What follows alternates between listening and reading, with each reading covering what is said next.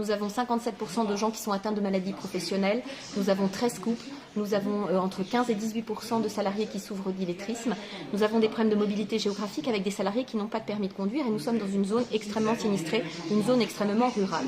Et donc la loi prévoit que lorsque vous avez des salariés en grande difficulté de réinsertion sociale, l'État, quand une entreprise est en liquidation judiciaire, et l'AGS, qui est un organisme qui se substitue à l'employeur lorsque l'employeur est défaillant, doit mettre des moyens exceptionnels.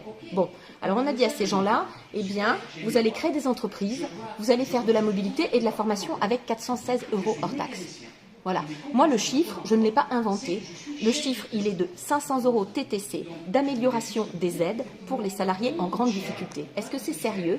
Est-ce que c'est sérieux de venir sur un plan social comme AIM, qui est un plan social désastreux pour la Manche, pour le département de la Manche, avec des aides au reclassement de 416 € hors taxe par salarié en grande difficulté, alors qu'on distribue aux entreprises qui n'en ont pas toutes besoin, certaines en ont besoin, 20 milliards par an de CICE. Ce n'est pas sérieux, ce n'est pas pertinent. Et il y a quand même des textes, et je pense qu'ils doivent être... On ferme un abattoir de 223 salariés.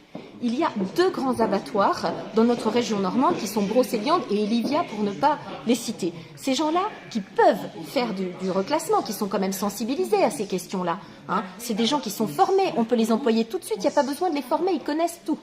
Eh bien, on ne les contacte même pas. Ah non, à côté de ça, on va me contacter une entreprise de manutention de 20 salariés. Écoutez, j'ai 7 courriers de recherche de reclassement alors que j'ai 43 abattoirs dans une zone géographique relativement proche. Ce n'est pas sérieux. Il faut quand même bien comprendre que les liquidateurs, leur mission quasi exclusive, c'est de s'occuper des salariés. Et pour ça, ils sont très fortement rémunérés. Donc moi, je pense que chacun doit faire son travail correctement. Moi, je trouve que ce dossier n'a pas été traité avec le sérieux